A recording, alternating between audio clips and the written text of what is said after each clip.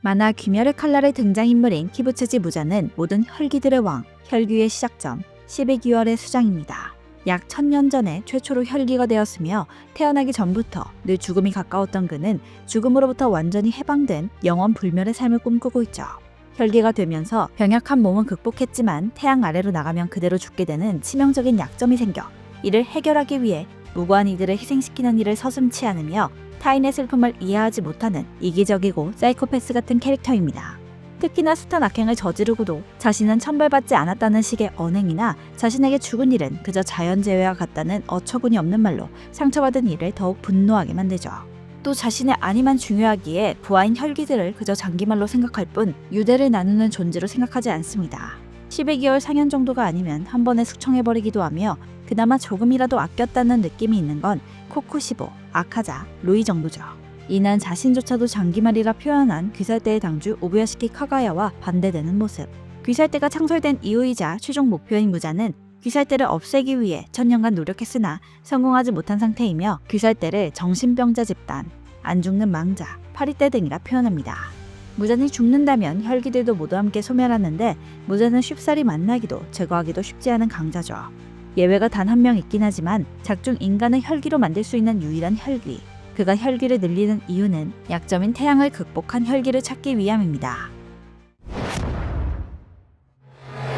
헤이안 시대 무렵 오부야시키 반계에서 태어난 무자는 선천적으로 몸이 약하여 어머니의 뱃속에 있을 때부터 심장이 몇 번이나 멈췄었고 태어나자마자 죽었다고 생각해 화장하려 했을 때 가까스로 울음을 살 수 있었습니다. 살았음에도 20살이 되기 전에 죽을 것이라는 이야기를 들었으며 어떤 의사가 무자를 치료해주겠다 하였는데 상태가 나아지지 않자 죽음의 공포로 인해 정신이 피폐했던 무자는 결국 의사를 죽여버렸죠. 그런데 시간이 지나며 약의 효과가 있었다는 것을 알게 되었으나 이미 의사는 죽어버렸고 끔찍한 부작용을 앓게 되었습니다. 바로 식인을 해야 한다는 것과 태양 아래로 나서면 죽는다는 것. 부작용을 해결하기 위한 연구 끝에 약의 중심 재료에 푸른 피아나가 필요하다는 것을 알아냈으나 어디에서도 찾지 못하죠. 그리하여 몇백 년이라는 시간 동안 전국을 다 찾아다니며 혈기를 늘려가며 푸른 피아나를 찾는 동시에 혹시나 태양을 극복한 체질의 혈기가 나오길 기대하며 완전한 영생을 얻고자 했습니다. 하필 무자니 우부야시키 일족에서 태어나 일족의 저주가 내려졌었는데 이와 관련된 이야기는 위의 영상에서 확인하실 수 있습니다. 혈기의 시조가 되어 당시에 제일 가까운 수족 혈기였던 타마요와 함께 거니던 무자는 작중 최강의 검객 츠게쿠니 요리이치를 만나 혈기가 된 이후 느낄 수 없었던 죽음의 공포를 다시금 겪습니다. 태어날 때부터 내비치는 세계로 세상을 봐오던 요리이치는 무자에게 7개의 심장과 5개의 뇌가 있다는 것을 파악하였고 이 순간 해호흡 13번째 형을 완성시켜 무자를 베는데 성공하죠. 이때 무자는 재생되지 않는 자신의 몸에 당혹감을 느끼고 잘려서 연결되지 않는 목을 부여잡고는 분노에 사로잡혀 요리이치의 질문은 신경 쓰지 못합니다. 이후 요리이치가 무자를 끝장내려고 하는 순간 육체를 산산조각내어 1800개의 조각으로 흩어져 도주하죠. 요리이치가 곧바로 검을 휘둘러 1500개가량의 조각을 베어냈지만 수가 너무 많아 300여 개의 인간머리 정도 크기의 살점을 놓쳐버리며 완전히 제거하지 못합니다. 이때 몸이 약해져 측근 수족이었던 타마요가 무자의 지배에서 해방되었죠. 요리이치와의 만남 이후 무자는 그가 죽을 때까지 종적을 감추고 그와 같은 자가 또 나타날까봐 코쿠시보와 함께 해의 호흡을 쓰는 자들을 다 제거해버렸습니다. 그래서 해의 호흡에 대해 아는 이가 극히 드물고 탄지로의 선조 스미요시 일가와 오부야시키 가문 당주 정도 역대 염주 수기를 확인한 신주로만이 알고 있죠. 꽤 많은 시간이 흐른 후 무자는 카마도가를 습격해 모두에게 피를 주입했으나 네지코를 제외한 모든 가족은 사망했고 이는 태양을 극복할 혈기를 찾기 위한 일종의 실험의 일환이었으나 무자는 모두가 죽었다고 생각해 이내 떠나버렸습니다. 요리이치가 사라졌다고 오만하게 세상을 휘젓고 다니던 무자는 하필 주인공의 집안을 풍비박산내면서 자신을 죽음으로 인도할 해의 호흡의 계승자를 깨어내고 만 것이죠. 물론 탄지로도 히노카미 카구라가 해의 호흡인 줄은 몰랐지만요. 이후 둘의 만남은 도쿄 아사쿠사에서였으며 그가 사업가인 평범한 인간으로 위장해 있고 인간 아내와 딸까지 있어 탄지로는 상당히 당황합니다. 이때 무자는 탄지로의 귀걸이를 보고 요리이치가 떠올라 탄지로를 잡기 위해 나서다가 골목에서 취객과 부딪히는데 의외로 미안하다며 지나가려 하죠. 그런데 당장이라도 죽을 것 같다는 말에 제대로 자극받고선 일행 모두를 죽여버립니다. 이후 장구저택편과 루이의 회상에서 등장하고 자기 자신밖에 모르는 무자니 유일하게 가엾게 여기며 마음에 두었던 것이 루이였음을 알 수 있습니다. 아마도 병약하게 태어난 루이에게서 자신의 과거를 투영해봤을지도 모르죠. 루이가 죽고 나서 하얀 소집을 통해 모습을 드러내는데 이때 여성의 모습으로 등장하고 그래도 나름 12개월 하연인데 모조리 제거해버리는 무자비함과 불합리한 성품을 보여줍니다. 무자는 부하 혈기의 생각을 읽을 수 있고 도주한 혈기도 순식간에 잡아 제거해버리는 말도 안 되는 능력을 가지고 있죠. 하연을 모두 소집해 제거하고 난 뒤 환락의 거리편에서 탄지로 일행을 제거하지 못한 아카자를 문책하면서 재등장하고 이때는 어린아이의 모습을 하고 있습니다. 아이의 모습으로 제약회사 집안 양자로 들어간 상태이며 이는 태양을 극복하기 위한 연구를 수월하게 하기 위함이죠. 이전 여성의 모습과 어린아이의 모습을 통해 성별과 신체를 자유자재로 바꿀 수 있다는 것을 알 수 있습니다. 이후 113년 만에 상현이 토벌당해 상현까지 모두 소집했을 때 자신이 싫어하는 건 상황의 변화, 육체의 변화, 감정의 변화 등 온갖 변화들이며 완벽한 상태로 영원히 변치 않고 싶다는 자신이 추구하는 목적을 다시금 상현에게 상기시키죠. 그러나 도곡마을에서 교코와 한탱구가 또 토벌당하는데 한탱구의 눈을 통해 네즈코가 태양을 극복했다는 정보를 접하게 되어 매우 흥분하며 기뻐하는 모습을 보입니다. 기뻐하며 어린아이의 모습도 풀어버리고 더 이상 양자의 자리가 필요 없게 되자 양어머니와 그 집 하녀까지 죽여버리는 잔인함을 보여주죠. 태양을 극복한 혈기가 나타나자 나키메를 이용해 귀살대원들을 감시하고 네즈코와 귀살대 본부를 찾기 시작했으며 마지막 총력전을 앞두고서는 다른 혈기들도 나타나지 않는 폭풍 전야 같은 고요한 시간을 보냅니다. 이후 나키메의 눈을 통해 귀살대 본부를 찾아내자 무자는 직접 카가야 앞에 모습을 드러내죠. 카가야에게서 시체 냄새가 난다며 비웃고 자신 때문에 오부야시키 가문의 저주가 내려졌는데도 개의치 않아 하면서 그 많은 악행에도 어떠한 천벌도 내려지지 않았다는 천인 공로할 말도 내뱉습니다. 이때 무자는 그토록 눈엣 가시라 생각했던 카가야를 눈앞에 두고도 미움이 솟아나지 않았고 오히려 딸 둘의 모습에서 피어나는 기묘한 그리움과 안도감에 상당히 불쾌해하죠. 무자는 네즈코를 얻으면 영원 불멸을 손에 넣는다 말았는데 카가야는 그것이 이루어지지 않을 것이며 영원에 대해 착각하고 있다고 반론합니다. 카가야가 말하는 영원 불멸이란 사람의 마음이며 그것은 귀살대가 이어져 온 역사가 증명하고 있다는 것. 또 카가야는 무자는 이를 이해하지 못할 것이며 너만 죽으면 모든 혈기가 멸하잖아 라는 말로 핏대가 설 만큼 분노하게 만들죠. 압도하는 힘을 가진 무잔이었지만 카가야가 말하는 팩트에 반박조차 제대로 못했고 심지어 카가야를 직접 죽이지도 못하고 그가 설치한 폭탄에 함께 휘말려버립니다. 이때 폭탄만 있던 게 아니라 자잘한 마름체까지 있어 무잔의 재생을 조금이라도 늦게 하도록 만들었으며 카가야가 스스로를 미끼로 사용했음을 깨닫고는 온화한 미소 뒤에 사리와 분노를 숨겨놨다며 인간의 잣대로 판단해 실수했다고 말하죠. 카가야 자신뿐 아니라 아내와 두 딸까지 함께 죽었기에 무자는 당연히 방심할 수밖에 없었던 상황이었고 생각을 다 정리하기 전 이전 아사쿠사에서 혈기로 만들었던 자의 혈기술에 당해 옴짝달싹 못하는 상태로 타마요의 기습도 받습니다. 타마요가 무잔 몸속에 넣은 것은 인간으로 되돌아가게 하는 약이며 이때 둘의 대화를 통해 타마요가 혈기가 된 이유가 나오죠. 병에 걸려 자신의 아이가 어른이 되는 것을 지켜볼 수 없었기에 선택한 것으로 혈기가 된 뒤 이성이 사라져 남편과 자식을 물어뜯어 죽였습니다. 그로 인해 원수 사이가 됐던 것이죠. 뒤이어 암주 히메지마 교메이가 자리에 나타나 철퇴 공격으로 무잔의 머리를 날려버리지만 약체화된 상태로도 단번에 재생시켜버리며 카가야가 미리 예견했던 대로 목을 베어도 죽지 않는 상태였습니다. 오로지 무잔을 멸할 수 있는 건 햇빛뿐이라는 것이 확인되죠. 드디어 모든 주 탄지로와 마주하게 된 무잔. 그러나 그는 음흉한 미소를 보이며 나키메를 이용해 모두를 자신의 무대 무한성으로 끌어들입니다. 그리고 모두를 오늘 밤 몰살시키겠노라 호언장담하죠.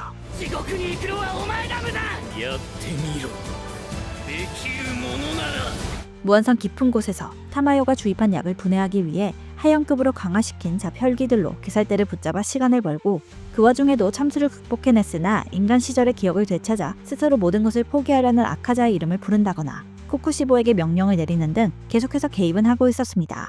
결국 아카자, 도우마, 코쿠시보가 차례로 귀살대에게 패배하며 전력을 잃었으나 그 사이 충분한 시간을 번 덕에 약을 모두 분해하고 가까이 다가온 귀살대를 영양분으로 삼아 꽤 회복하며 재등장하죠. 이때 머리만 남은 타마요를 비웃으며 조롱한 뒤 터뜨리곤 기우, 탄지로와 만나게 됩니다. 이때 탄지로와 기우에게 해선 안 될 말을 내뱉죠.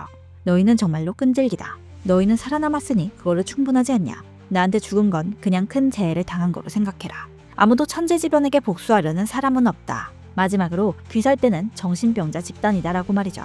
이와 같은 궤변의 탄지로는 싸늘한 감정을 느끼며 수많은 밈을 탄생시킨 명장면, 명대사를 날립니다. 말이 끝난 뒤 무자는 자신의 팔을 길게 늘려 빠르고 매서운 공격을 퍼붓고 이때 탄지로와 기우는 크게 고전했으며 육안으로 쫓을 수 없어 감각으로만 간신히 피할 정도였죠. 상형과 비교도 안 되는 힘으로 가까이 접근해온 탄지로의 눈을 찢고 시간을 끌려는 둘에게 이곳 무한성은 햇빛이 들지 않으며 나키메가 미츠리와 오바나이를 죽였다고 말합니다.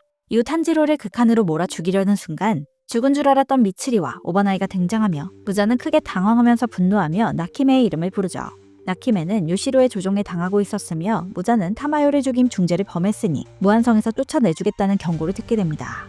나키메 제어의 주도권을 두고 요시로와 무잔이 맞붙고 주들의 방해로 인해 쉽지 않자 무자는 가차없이 나키메의 머리를 터뜨려 자신을 제외한 모두를 무한성에 생미당시키려고 하죠. 그렇게 쓸모가 많다며 아끼던 나키메였는데 한순간에 팽당한 셈. 아무튼 요시로가 나키메의 세포가 다 사라지기 전 귀살대 전원을 지상으로 내보내는 데 성공해 2차전이 이어지는데 아직 일출까지 1시간 반 정도 남은 절망적인 상황. 여기에 지상으로 나온 무자는 더욱 분노하는 모습으로 매섭고 광범위한 공격을 퍼붓기 시작합니다. 이때 오바나이가 정확하게 무잔의 목을 베었으나 베인 순간부터 재생하여 절단 자체가 불가능하죠. 당황하는 주들이 무잔의 촉수에 모두 죽을 위기에 처했을 때 일반 대원들이 조금이라도 무잔과 겨룰 수 있는 그들을 지키기 위해 몸을 내던집니다. 탄지로도 무잔을 상대하기 위해 다시 나서는데 갑자기 피를 토하며 쓰러지죠. 이는 무잔이 자신의 피를 섞어 공격하기 때문으로 그 피는 혈기로 만들지 않지만 맹독처럼 세포를 파괴하여 죽음에 이르게 합니다. 이어지는 교전에 무잔은 힘든 기색 하나 없지만 주들은 독이 든 공격을 받으며 위기로 몰리고 미츠리가 무잔의 공격에 당하기 직전 뒤늦게 교메이가 철퇴를 휘두르며 등장하죠. 뒤이어 나타난 사네미는 무잔에게 기름병을 퍼부은 뒤 성냥을 던져 불을 지르자 무잔은 교활한 짓을 한다며 크게 분노합니다. 하지만 그깟 불도 무잔에게 소용없는 짓이었고 분노로 주들을 더 압박하기 시작하죠. 이때 미츠리는 분명 공격을 피했는데 무잔 쪽으로 끌려간다는 독백과 함께 귀, 볼, 어깨, 허리에 치명상을 입습니다. 살아남은 주들이 필사적으로 무잔을 상대하고 있으나 기우는 손에 힘이 풀려 검을 놓치기도 하고 무잔의 독에 의해 세포가 파괴되어 죽을 때까지 5분도 안 남은 상태죠. 부상이 있긴 하지만 주들이 때로 덤벼도 어려운 상대라는 것을 알 수 있는 부분.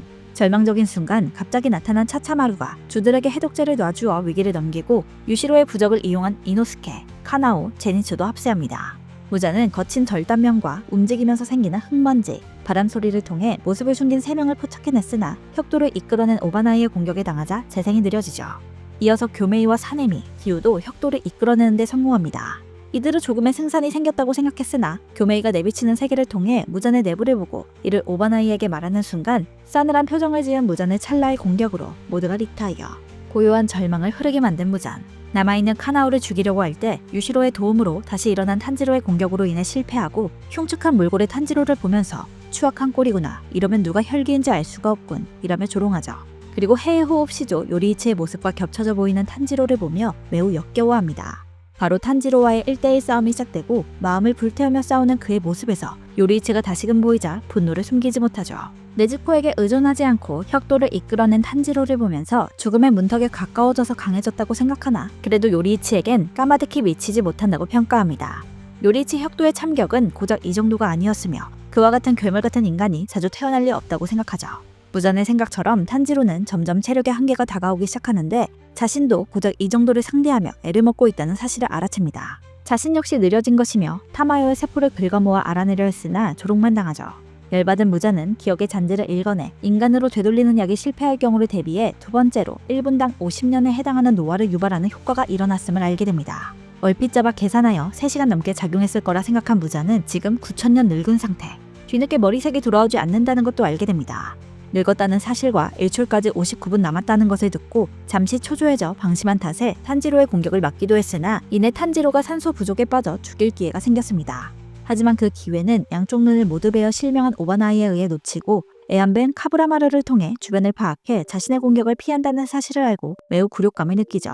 그리고 바로 그 순간 그동안 숨겨져 있던 요리이치에게 당해 회복하지 못한 해묵은 상처가 드러납니다. 이는 곧 고스란히 무잔의 약점이 되며 탄지로는 상처를 보며 요리이치가 자신을 이끌어주고 있음을 알게 되죠. 그리고 이제 동이 틀 때까지 남은 시간은 40분. 시간이 촉박해지고 약점까지 노출되자 원래도 살아남는 것만이 중요할 뿐 긍지 같은 건 내팽겨친 무자는 냅다 도주하기 시작합니다. 이때 죽은 귀살대 대원을 짓밟고 가는 모습을 본 탄지로가 엄청나게 분노하여 대원들의 칼을 주워 던지기 시작했고 결국 오바나이에게 따라잡혀 목 깊숙이 혁도가 꽂히죠.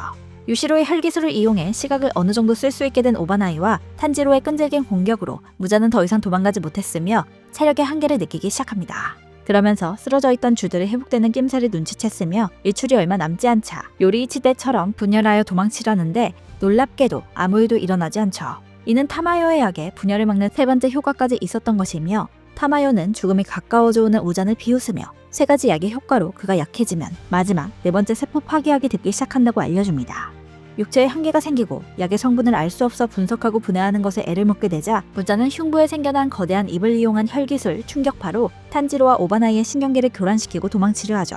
그러자 무잔을 막아서는 이노스케와 제니츠, 자신들을 감싸느라 교메이의 다리, 기우의 팔이 날아갔으며 죽어버린 기살대원은 함께 밥 먹던 동료였다고 다시 되돌려줄 수 없다면 100만 번 죽어서 갚으라는 울분 섞인 외침과 함께 혈기술을 끄집어내기 힘들어진 무잔을 몰아세웁니다. 이제는 팔도 제대로 들기 힘들 정도의 상태까지 된 무자는 짓이기고 짓이겨도 죽지 않고 솟아나는 자신의 숨통을 끊어놓기 위해 일어서는 귀살대를 보며 아주 지긋지긋한 표정으로 해충들이라 표현하죠. 움직일 수 있게 된 탄지로가 다시 전투에 참여해 해의 호흡으로 무잔을 궁지에 몰아넣어 벽에 처박히게 됩니다. 촉수로 반격해보지만 전장에 복귀한 미치리의 힘에 좌반신의 팔과 촉수가 전부 뜯겨나가고 반대쪽은 사데미가 나타나 죄다 잘라버리고 남은 건 일륜돌을 꽂아 고정시켜버리죠. 그러자 이번엔 얼굴부터 가슴까지 반으로 갈라 만든 징그러운 입으로 탄지로를 잡아먹으려 하는데 오바나이가 나타나 탄지로를 지키기 위해 자신의 몸을 무잔의 입 안쪽으로 밀어넣어 실패합니다. 얼굴을 원래대로 돌린 무잔. 이와 동시에 해가 뜨기 시작하자 코앞까지 다가온 죽음 앞에 공포감을 느끼며 충격파를 발산해 사네미와 오바나이를 튕겨내죠.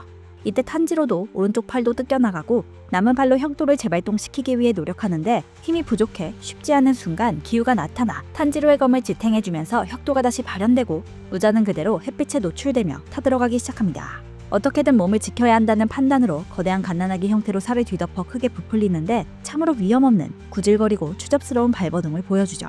무잔의 도주를 막기 위해 살아남은 귀살대원들은 필사적으로 막아서고 교메이의 사슬에 붙잡혀 그늘로 숨지 못하고 넘어집니다.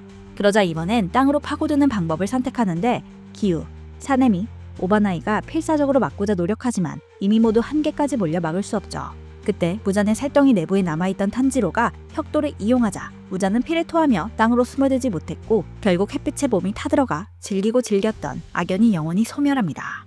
귀멸의 칼날 최종 보스에 걸맞지 않는 위험과 추접스러운 모습으로 최후를 맞이한 것이죠. 하지만 무자는 이렇게 끝나지 않았습니다. 처음이자 마지막으로 감동하는 눈물을 보이며 카가야가 말했던 마음이야말로 영원 불멸이다 라는 말을 인정하고 자신의 육체는 사라지지만 자신의 마음은 영원 불멸하다며 탄지로에게 모든 것을 맡기겠다며 최후의 도박을 걸죠. 탄지로는 요리이치와 같은 해의 호흡을 쓰고 네즈코와 한 핏줄이니 무잔도 해내지 못한 태양을 극복하고서 최강의 혈기왕이 될 것이라며 모든 것을 쏟아붓습니다. 이때도 탄지로의 의사는 묻지도 않고 강제로 개선시키는 것으로 끝까지 지밖에 모르는 이기적인 모습으로 카가야와는 대조되죠. 모든 것을 계속받고서 혈기가 된 탄지로는 무잔의 기대대로 순식간에 태양을 극복하고 귀살대를 공격하기 시작합니다. 이때 이노스케가 막아보려 하지만 그간 함께해온 시간들을 생각하며 차마 뵐 수 없었고 다시 인간으로 돌아온 네즈코가 나타나 탄지로를 막아서죠. 뒤이어 카나우가 남은 한쪽 눈과 목숨을 걸고 피안주안을 써서 마지막 혈청을 주입해 다시 인간으로 되돌아오기 시작합니다. 다시 인간이 되려는 탄지로에게 가스라이팅을 하며 의지를 꺾어보려는 안쓰러운 노력을 하는데 탄지로에겐 통하지 않았으며 무잔의 말은 헛소리라는 것을 증명하듯 먼저 떠났던 이들의 손이 탄지로를 밀어 올려주죠.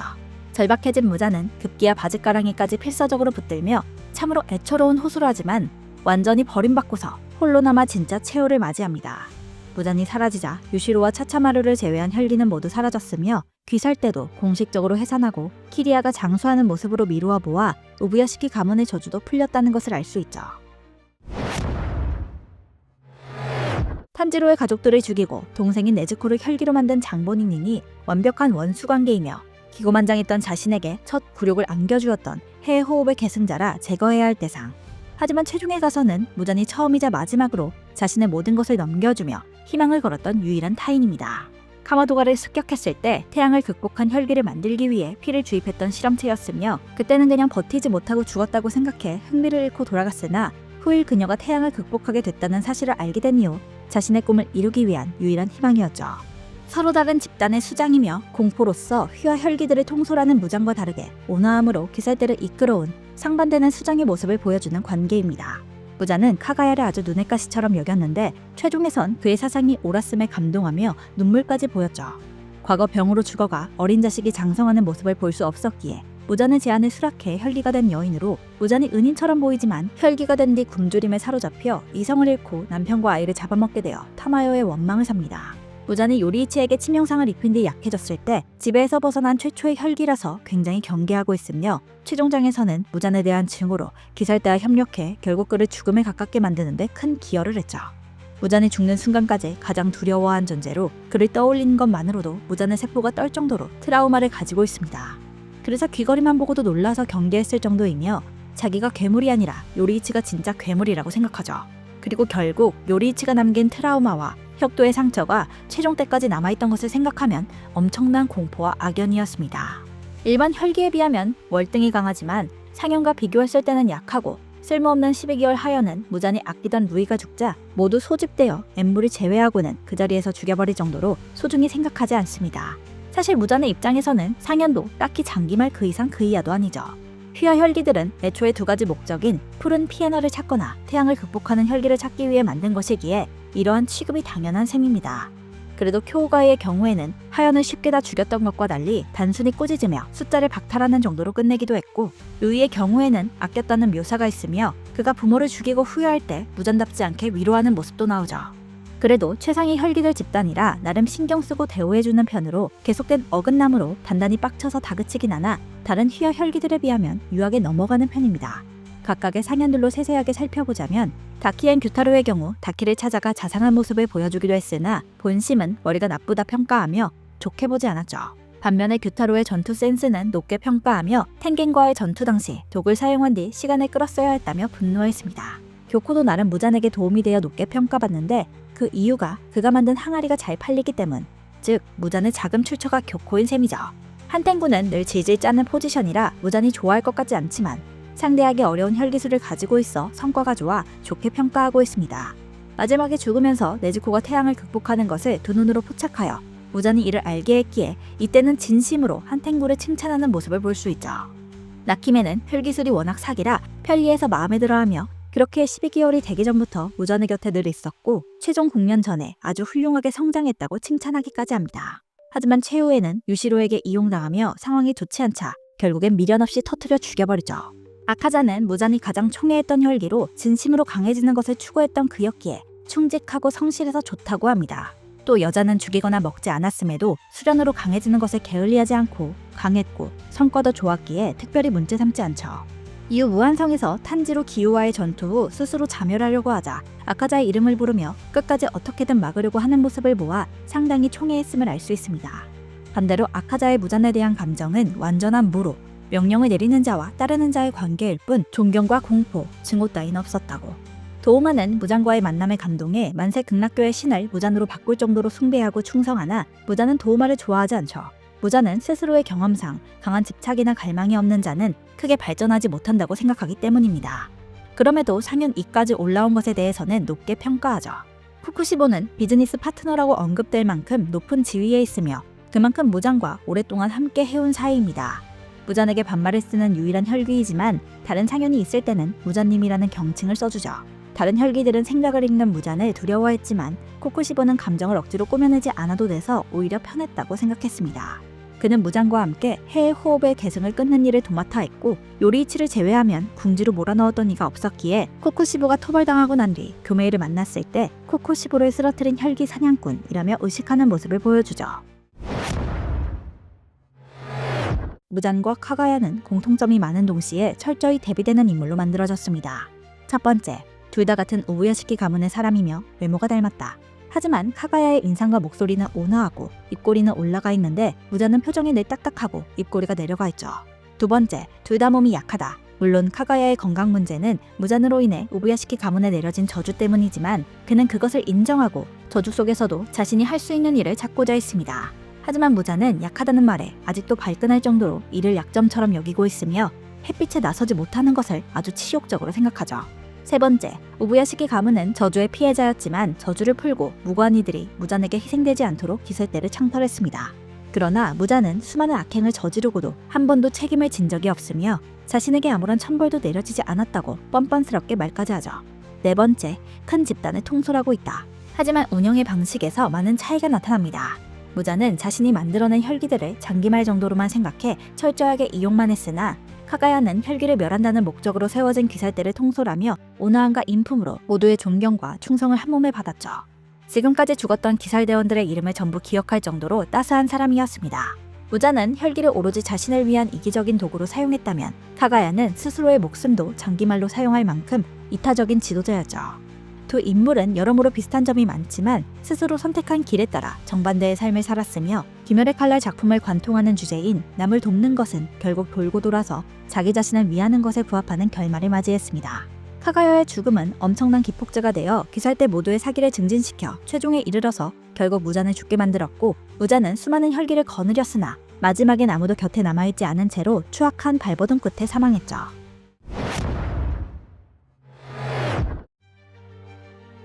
그간 상대해온 혈기들과는 비교도 안 될 정도로 강한 전투력과 능력을 가진 혈기의 왕으로 살아남은 주들이 때로 덤벼들어도 이길 가능성이 보이지 않는 정도였습니다. 심지어 타마요와 시노부가 공동 개발한 약으로 약화된 상태가 아니었다면 아예 상대조차 되지 않았을 테죠. 약화되기 전 무잔을 제거할 뻔했던 건 요리이치가 유일. 신체를 자유자재로 변이시키고 자신의 피를 주입해 세포를 붕괴시키는 능력. 상현 이상의 재생력으로 베이는 즉시 재생해 참수로 제거할 수도 없습니다. 공격 속도도 너무 빨라서 탄지로가 냄새를 맡을 틈도 가지지 못했을 정도죠. 이렇게나 강한 무잔의 능력을 살펴보겠습니다. 무잔은 자신의 피를 이용해 인간을 혈기로 만들 수 있으며 상현 정도가 요청하면 허락하에 혈기를 늘리는 것도 가능하죠. 또 피를 더 주입해 혈기를 강화할 수 있는데 이것도 역량에 따라 과하면 오히려 세포가 파괴될 수 있습니다. 이는 인간을 혈기로 만들 때도 동일하여 과다하게 주입하면 세포가 변이하다가 한계를 이기지 못하고 죽게 만들죠. 그의 피는 상대를 혈기로 만들 수도 있지만 그냥 세포를 파괴시켜 죽일 수도 있기 때문에 독처럼 사용하기도 했습니다. 반점이 각성한 경우에는 즉사하지 않고 버틸 수 있지만 완전히 이겨낼 순 없어 주들이 고전했죠. 무자는 자신의 정체가 탄로나지 않도록 혈기들에게 단단히 주의시키는데 이를 어기고 자신의 이름을 발설할 경우 혈기 체내에 있는 무잔의 세포에 의해 몸이 산산조각나버립니다. 물론 이것도 상현은 예외 적용인지 아무리 무잔의 이름을 말해도 세포가 파괴되어 죽지 않죠. 자신이 만든 혈기들을 탐지하고 이들의 시각을 통해 보는 것도 가능합니다. 그렇기에 한텐구의 눈을 통해 네즈코가 태양을 극복했다는 사실을 확인할 수 있었죠. 또한 시야에 들어와 있다면 생각과 기억까지 읽을 수 있습니다. 타마요는 무잔이 요리이치에 의해 가장 약해졌을 때 이 저주로부터 해방될 수 있었죠. 무잔이 사용하는 혈기술은 첫 번째, 흑혈지극. 체외로 뻗어낸 피를 유자철선 형태로 응고시켜 적을 휘감는 기술로 교메이를 상대로 처음 시전했습니다. 두 번째, 충격파. 흉부에 커다란 입을 만들어 그로부터 백색 번개 형태의 충격파를 내뿜는 기술. 직격당하면 신경계가 헤집어져 움직일 수 없게 되며 물리적인 데미지도 들어오죠. 혈기술이 아닌 무잔의 특기 분야는 바로 신체 변형. 일개 혈기와는 비교할 수 없을 정도로 강력하고 괴이한 형태로 순식간에 변화할 수 있죠. 마지막 전투 당시 몸 곳곳에 입을 만드는 흉측한 형태로 변형시켰으며 이때 신체 내부의 심장과 뇌들은 계속해서 위치를 바꾸고 있습니다. 양팔을 변형시켜 두 개의 촉수를 사용하는데 날카롭고 빠르며 범위도 길어 강력한 주력기였죠. 또 등의 대롱에서 이어진 9개의 촉수가 더해져 이를 본 탄지로가 간격이 어마어마해 육안으로 쫓을 수 없고 감각만으로 간신히 피한다고 평가합니다. 11개의 촉수만 해도 아찔한데 유동적인 신체 변형은 허벅지에서도 8개의 촉수를 끄집어내 공격하기도 했습니다. 최후를 맞이하기 직전의 신체 변형은 태양빛에 타죽지 않기 위해 살의 갑옷으로 자신을 감싸는 것이었죠. 이도 태양빛에서는 타긴 하지만 바로 죽지 않게 시간을 버틸 수 있었고 아기 모습이라 약해 보이지만 차량을 장난감 마냥 찌그러뜨리는 괴력으로 끝까지 귀살대를 고전하게 만들었습니다. 이러한 형태의 신체 변형도 있지만 이를 응용한 것으로는 일반 성인 남성의 모습, 여성의 모습, 아이의 모습으로 변신할 수 있다는 것. 이를 이용해 위장 신분을 여러 만들어 생활하며 아이의 모습으로는 태양을 극복할 약을 만드는 장소 확보, 여성의 모습은 푸른 피아나 정보 수집 및 인간을 이용한 낮 동안의 수색 지시, 남성의 모습은 정보 수집 및 자금 확보를 했죠. 위장한 모습은 하연들조차 단숨에 알아차리지 못할 정도였는데 탄지로는 냄새만으로 무잔을 찾아냈었습니다. 마지막으로 무잔을 죽이기 어려웠던 이유 중 하나인 그의 최고 능력은 바로 생명력. 심장이 7개, 뇌가 5개 있으며 이는 고정되어 있지 않고 내부에서 자유롭게 옮길 수 있습니다. 또 참수는 진즉 극복해 일륜도로 목이 잘려도 베이는 순간부터 재생하여 주들을 놀라게 했죠. 요리이치에 의해 죽을 뻔했을 때 자신의 몸을 폭발하듯 분산시켜 1800여 개의 파편으로 나눴었고 그중 300개 정도만 살았음에도 오랜 시간을 들여 온전히 부활했습니다. 또 카가야 자폭으로 몸이 터졌을 때도 순식간에 재생하는 모습을 보여주었죠. 수명 또한 비정상적인데 타마요의 약으로 분당 50년가량 노화에 대략 9,000년 정도 노화가 진행되었음에도 귀살대를 몰아붙였다는 것. 만약 노화하지 않았다면 귀살대는 상대조차 되지 않았을 것입니다. 모든 혈기들의 왕. 최초의 혈기인 무다는 태어날 때부터 드리운 죽음에서 벗어나기 위해 영원 불멸한 삶을 갈망하며 모든 것을 자기 중심적으로만 생각하는 이기적인 인물. 기멸의 칼날의 최종 보스로 작중 세계관에서의 독보적인 강함을 지니고는 있지만 그에 맞는 카리스마는 없는 찌질한 인물. 초반에는 나름의 포스를 지니고 있었으나 최후에는 할 말 없게 만드는 구질거림으로 많은 아쉬움을 보여준 그저 오로지 생존하겠다는 본능으로만 존재해온 인물이었습니다.